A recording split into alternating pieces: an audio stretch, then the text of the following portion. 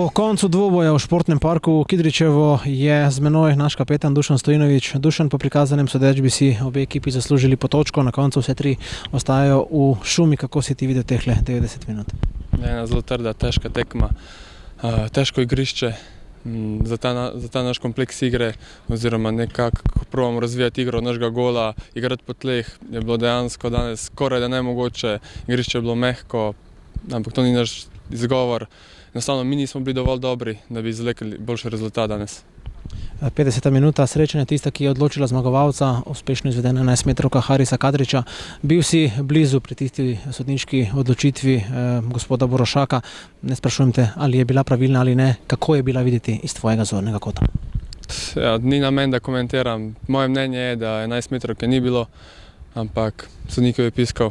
Mi smo imeli še skoraj celotni polčas, da bi zanačili, da bi dali 2 zadetka.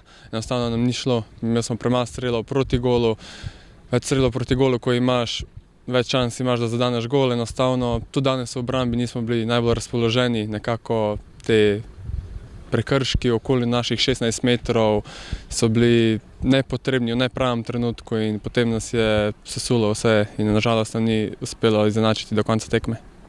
V gostem ritmu tekem je prav to dobra stvar, da praktično ni časa za kakršnekoli razmišljanja. Glave je potrebno hitro dvigniti nazaj gor, misli presmeriti v naslednji obračun. Že v soboto nas ob 17:15 čaka poslastica pod Kalvarijo, štajerski derbi v Ljudskem vrtu z Mariborom. Ja, mislim, definitivno treba ta poraz analizirati, se naučiti nekaj iz njega, ne smemo si dovoliti, da tako izgubljamo točke na tak način. Že druga tekma zapored, enostavno moramo biti boljši, moramo se presiliti, da damo gol, da zmagujemo tekme, ker igramo v takem športu, kjer samo šteje zmaga. Dušan, hvala. Hvala.